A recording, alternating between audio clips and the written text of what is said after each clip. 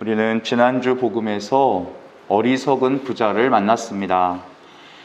풍요로운 육신의 준비를 하면서도 하느님께서 주신 재물로 자기 영혼을 위해서는 아무 준비를 못했기 때문에 어리석다는 평가를 받았어요.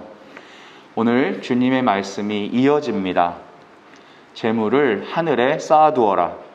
주님이 오실 날이 가까웠기 때문에 준비하는 삶을 살아야 한다라는 말씀입니다. 허리에 띠를 매고 등불을 켜놓고 있어야 한다. 허리에 띠를 맨다는 것은 일을 할 준비를 한다는 뜻이고, 등불을 켜놓고 있는다는 것은 누군가가 오는 것을 기다리고 있어라 라는 뜻입니다. 벤자민 프랭클린은 이런 말을 했습니다. 준비에 실패하는 자는 실패를 준비하게 되는 것이다. 준비에 실패하는 자는 실패를 준비하게 되는 것이다. 사실 우리의 인생은 늘 준비의 연속이죠.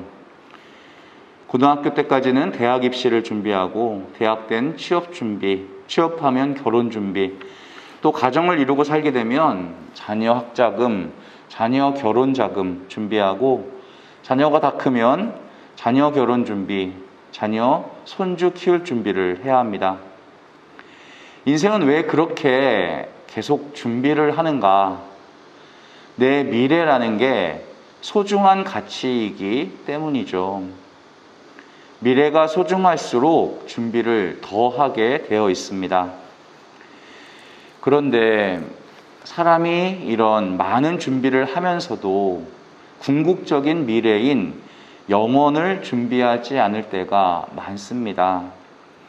그러면 프랭클린의 말을 조금 바꿔서 영원한 미래를 준비하지 않는다면 영원한 실패를 준비하게 되는 것이다.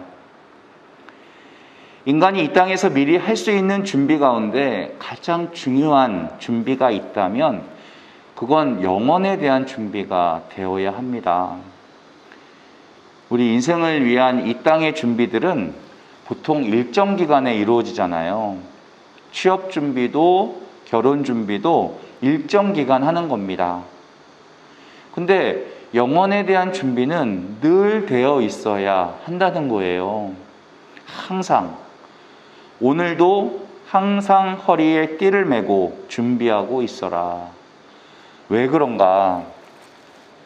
그 영혼이 우리 인생에 언제 개입하게 될지 모르기 때문입니다. 언제 주님을 모시게 될지, 또 언제 주님께서 나를 찾으시게 될지 모르기 때문이죠. 과연 우리는 그런 준비된 삶을 살고 있는가? 영혼과 신존재에 대한 세상의 믿음은 크게 세 가지입니다. 유실론, 무실론, 불가지론. 신이 존재한다고 믿는 사람, 신은 존재하지 않는다고 믿는 사람, 또 신존재에 대해서는 인간이 알 수 없다는 불가지론. 그 중에 가장 강력한 거는 뭘까요? 무실론입니다. 이 무실론은 인간이 가질 수 있는 믿음 가운데에서 가장 강력하고도 동시에 최악의 믿음이에요. 철학에는 차원의 법칙이라는 것이 있습니다. 1차원의 점이나 직선이 2차원의 면에 포함되어 있고 2차원의 면이 3차원의 공간에 포함되어 있어요. 이 차원의 법칙은 단순한 건데, 낮은 차원은 자기 세계의 경계가 딱 거기까지이기 때문에 자기 차원보다 높은 차원에 마음대로 들락날락 할 수가 없습니다. 그런데 고차원은 저차원이 자기 차원 안에 포함이 되어 있기 때문에 언제든지 들어가 개입할 수 있어요. 성경엔 우리가 하느님께 다가가는 게 아니라 항상 하느님이 우리에게 다가오신다고 되어 있어요. 이 차원의 법칙으로 이야기하자면 매우 정확한 것입니다. 그렇게 봤을 때 무실론은 우물안 개구리라는 말이 딱 맞아요. 우물 밖에 나가본 적이 없다. 우물 밖에 나가본 적이 없는 존재가 우물 밖엔 인간 따윈 존재하지 않는다라고 주장하는 겁니다. 나가본 적이 없는데. 그래서 유실론보다 무실론이 훨씬 더 강력한 믿음이에요. 신을 눈으로 본 적이 있냐? 없다. 그것 봐라, 없는 거다. 무실론은 그 세계를 알지도 못하면서 없다고 주장하는 거예요. 최악의 선택입니다. 하지만 미래는 영혼을 준비하는 사람들의 것입니다. 직장에는 휴가가 있지만 신앙에는 휴가가 없죠. 그리스도인으로 살아가는 건 휴가가 있을 수가 없어요. 오늘 베드로가 질문합니다. 주님, 이 비유를 저희에게 말씀하는 겁니까? 아니면 다른 모든 사람에게도 말씀하시는 겁니까? 그랬더니 주님은 역시 바로 대답하지 않으시고 주인이 자기 집 종들을 맡겨 제때에 정해진 양식을 내주게 할 충실하고 슬기로운 집사는 어떻게 하는 사람이겠느냐라고 반문하십니다. 여기서 종과 집사는 완전히 다른 단어예요. 둘로스라고 하는 종은 시키면 그 일을 해야 되고 안 하면 벌 받는 그런 존재의 개념입니다. 집사는 오이코노모스, 청지기라는 뜻이에요. 주인은 청지기에게 일만 맡기는 게 아니라 자기 재산까지 맡깁니다. 그래서 그리스도인들은 종이 아니라 모두 청지기의 삶을 살고 있는 거예요. 우리의 재물, 우리의 시간, 건강, 재능, 인간관계, 삶의 모든 환경들까지 하느님께서 우리에게 맡기신 거예요. 그럼 그 삶을 잘 살고 있는 것인가? 세상에 많은 청지기들이 주인 행사를 하죠. 자기 마음대로 세상을 이용하고 환경을 파괴하고 또 구체적으로 현금을 착복하고 일을 제대로 돌보지 않고 아랫사람 괴롭히고. 그래서 주님은 오늘 청지기의 조건을 말씀하시는 거예요. 충실하고 슬기로운 집사는 어떻게 하는 사람이겠느냐? 먼저 충실함입니다. 충성을 다해 주님과 그에게 맡겨진 이들을 섬겨야 된다는 것. 둘째로 슬기예요. 둘로스라는 종은 그냥 시키는 일을 하면 되니까 굳이 슬기까지는 필요 없어요. 충실함만 있으면 됩니다. 청지기는 주인이 맡겨놓은 큰 규모의 일들을 자기 재량을 가지고 지혜롭게 계획을 세워가며 해나가는 사람이에요. 우리에게는 이런 하늘의 지혜가 필요합니다. 이것을 슬기라고 말씀하세요. 세 번째는 사람들을 잘 돌봐야 합니다. 우리가 하느님께 일을 맡아서 하지만 그 일이 전부가 아니라 일을 하는 동안에 사람을 얼마나 소중히 대했느냐가 문제입니다. 하느님 일의 핵심은 사람이기 때문에 하느님께서 이 모든 일을 우리에게 맡기시고 주관하시는 이유는 결국 사람을 살리기 위해서기 때문에 그렇습니다. 사람을 온전하게 하기 위해서 하시기 때문에. 그래서 우리는 이 공동체에서, 가정에서, 일터에서 사람 살리는 일을 하게 되시기를 기도합니다. 그게 청지기의 삶이라는 거예요. 자, 그런데 오늘 45절부터 47절. 그 주인이 언제 오시겠는가? 예상하지 못한 날, 짐작하지 못한 시간에 그 종의 주인이 와서 그를 처단하여 불충실한 자들과 같은 운명을 겪게 할 것이다. 이건 매우 중요한 경고입니다. 왜냐하면 주인의 뜻을 알고도 준비하지 않았기 때문에. 주인의 뜻을 아는데 그걸 하려고 하지 않은 거예요. 그런 사람들이 있다는 겁니다.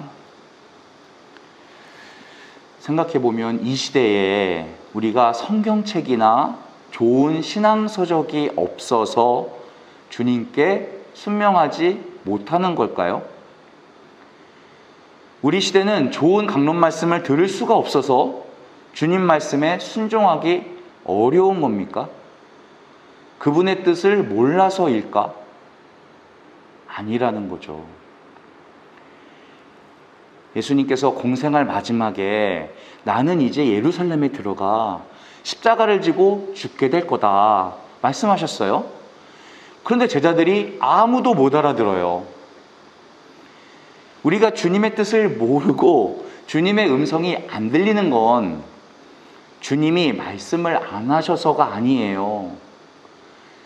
계속 말씀하시는데, 반복해서 말씀하시는데 내가 다른 생각을 하고 있기 때문에 못 듣는 겁니다.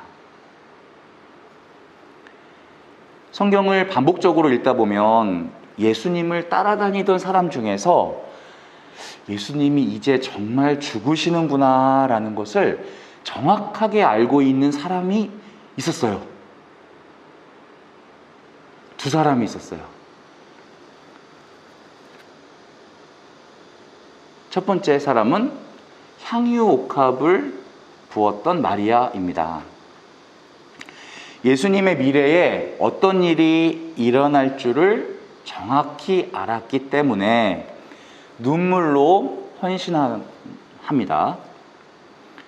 자, 그럼 문제. 우리가 우리 미래를 알게 되면 헌신하게 되는 걸까요?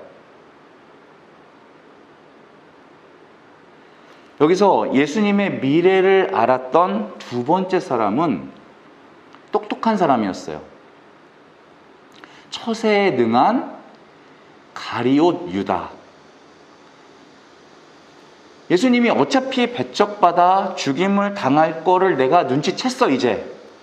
그러니 이왕이면 내가 은전을 받아 챙기고 저 지도자들 눈에도 좀 들어보자 라고 했던 게 가리온 유다였죠. 그래서 헌신과 미래를 아는 건 관계가 없습니다. 한 사람은 미래를 알았기 때문에 헌신을 다했지만 또 한 사람은 미래를 알았기 때문에 배신을 했어요. 그렇다면 마리아는 주님의 미래를 알았기 때문에 헌신한 것이 아니라 주님을 사랑했기 때문에 헌신한 거죠. 사랑하는 사람이 헌신하는 거잖아요. 내게 미래를 말씀해 주셨는데 오 주여, 그런 미래는 제가 원하는 미래가 아닙니다. 나는 그런 미래를 살기 싫어요. 영어로 no thank you. 감사하지만 사양하겠다는 거예요. 이게 신앙생활일까요? 이게 수도생활일까요? 우리가 하느님의 뜻을 몰라서 영적인 미성숙 상태에 있는 게 아니라 하느님의 뜻을 알지만 말씀도 들었고 매일 외우듯 기도했지만 순명하려고 하지 않으면 그 사람은 그냥 아이 상태로 계속 가게 되는 겁니다. 그래서 신앙의 본질은 미래를 아는 것이 아니라 주님을 뜨겁게 사랑하는 것입니다. 주님을 뜨겁게 사랑했다면 청지기가 불충하게 자기 멋대로 할 리가 없죠. 지금은 물론 아니지만 저는 어릴 때 입회를 했고 아침 기도, 미사 묵상할 때 많이 졸려웠어요. 일어나서 커피를 마시고 들어가는 거예요. 예수님 몸보다 먼저 무언가를 몸속에 넣는다는 게 참 죄스러웠지만 어쩔 수 없었어요. 그런데 어느 날 그런 생각이 들었어요. 몸은 깨어났는데 그날 주님이 뭐라고 말씀하셨는지, 주님이 나에게 뭘 원하시는지 관심이 없고 준비도 없이 하루를 살았다면 커피를 10잔 마셔도 소용이 없는 거죠. 영혼이 깨어나질 않았던 거예요. 그런데 성령이 충만하게 되면 잠이 들어도 영혼은 깨어 있다는 거예요. 그 무협 영화 보면 그 무림 고수들이 자면서도 적의 칼을 막습니다. 보신 적 있죠? 그런 것과 비슷한 걸 거예요. 주님하고 아무 상관없이 세속적으로 사는 사람은 자면서도 세속적인 꿈을 꿀 거예요. 그런데 영적으로 깨어있는 사람들은 자면서도 주님과 대화하고 기도하고 찬양하고 영적인 전쟁을 치룰 겁니다. 주님이 내게 맡겨주신 일이 얼마나 감사한 일인지, 또 내게 소명이 있다는 그 사실 자체가 얼마나 행복한 일인지를 정확히 알고 있는 사람인 거예요. 그렇다면 내 영혼은 무엇으로 깨어 있는가? 내가 커피를 마시면서 깨어 있는 건가? 아니면 누군가를 사랑하면서 깨어나는가? 나의 하느님을 뜨겁게 사랑할 때 깨어 있는 건가? 또 내게 맡겨주신 사명을 다할 때 깨어 있는 건가? 성냥을 그으면 불이 확 일어나죠? 그런 것처럼 우리 안에 모든 것들이 살아나는 연중 제19주간이 되시기를 기도하겠습니다. 아멘.